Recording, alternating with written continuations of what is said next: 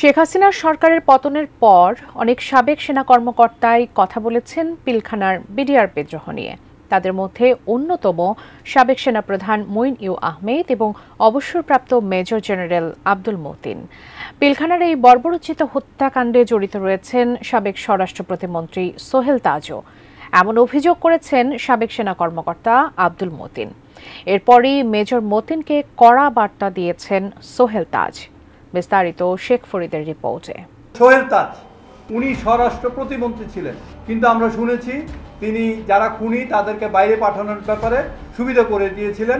যে এরকম একটা নিকৃষ্ট জঘন্যতম হত্যাকাণ্ডের সাথে আমার নাম কেন বারবার একটি মহল চেষ্টা করছে এটার সাথে আমাকে সংযুক্ত করতে।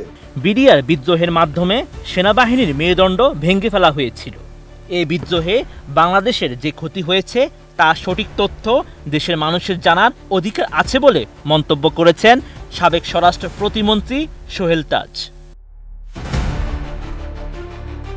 সঠিক তদন্ত হলে এই ঘটনায় নিজের কোনো সম্পৃক্ততা পাওয়া যাবে না বলেও দাবি করেন সাবেক এই প্রতিমন্ত্রী। সম্প্রতি নিজের ফেসবুক পেজে লাইভে এসে এমন দাবি করেন তিনি।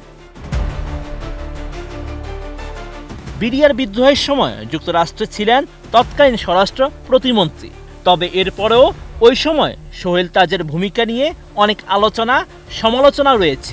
অন্তর্বর্তীকালীন সরকার দায়িত্ব নেওয়ার পরে বিডিআর বিদ্রোহ মামলা পুনঃতদন্তের কথা বলা হয়েছে। এরই মধ্যে এই বিদ্রোহ নিয়ে নিহত সেনা কর্মকর্তাদের পরিবারের সদস্য ও তদন্তকারী সেনা কর্মকর্তারা নানা বক্তব্য দিচ্ছেন।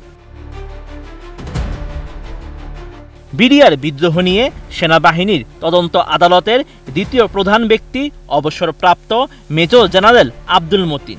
সম্প্রতি এক সংবাদ সম্মেলনে তিনি বলেন, তৎকালীন স্বরাষ্ট্র প্রতিমন্ত্রী সোহেল তাজ খুনিদের বিদেশে চলে যেতে সহায়তা করেছেন। সাবেক এই সেনা কর্মকর্তা এমন কথা শুনেছেন জেনারেল এরশাদের কাছ থেকে। সোহেল তাজ উনি স্বরাষ্ট্র প্রতিমন্ত্রী ছিলেন, উনার কোনো ভূমিকা দেখি নাই, কিন্তু আমরা শুনেছি তিনি যারা খুনি তাদেরকে বাইরে পাঠানোর ব্যাপারে সুবিধা করে দিয়েছিলেন। এটা তো প্রাণ আচার, আমাকে একটু দিস। ঠিক যেন ঘরের আচার, প্রাণ আচার। আব্দুল মতিনের এমন বক্তব্যের পর ফেসবুক লাইভে আসেন সোহেল তাজ। তিনি বলেন, জেনারেল এরশাদের কাছ থেকে শুনেছেন যে আমি নাকি এখানে পলায়নের জন্য ব্যবস্থা করে দিয়েছি, এবং জেনারেল এরশাদ শুনেছেন অন্য জায়গা থেকে। তার মানে হিয়ারসের উপর হিয়ারসে, এবং এই স্টেটমেন্টটার কিছু সমস্যা আছে। এখানে উনি একজন প্রয়াত ব্যক্তির হিয়ারসে নিয়ে এখানে জনসম্মুখে উপস্থাপন করেছেন।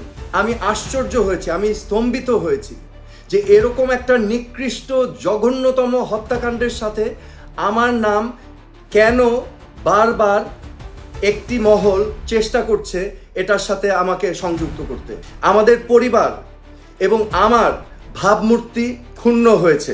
জনসম্মুখে এসে এই বক্তব্য পরিষ্কার করার জন্য আব্দুল মতিনের কাছে অনুরোধ করেন সোহেল তাজ। তো আমি আবারও অনুরোধ করব জেনারেল মতিনকে যে আপনি দয়া করে আমার পরিবারের ভাবমূর্তি যাতে ক্ষুণ্ণ না হয় আপনারা অতি শীঘ্র পদক্ষেপ নেবেন। একটি তথ্য আপনারা উপস্থাপন করলেন, এটাতে যে ক্ষতি হলো সেই ক্ষতি সাধন করার কল্পে আপনারা যথাযথ ব্যবস্থা গ্রহণ করবেন। বিডিআর হত্যাকাণ্ডের সঠিক তদন্ত চান উল্লেখ করে সোহেল তাজ বলেন, আমি এই বিডিআরের হত্যাকাণ্ডের সঠিক তদন্ত চাই এবং সঠিক ঘটনা যেন উদ্ঘাটন হয় সেটা আমিও চাই। Sheikh Farid, ATN news.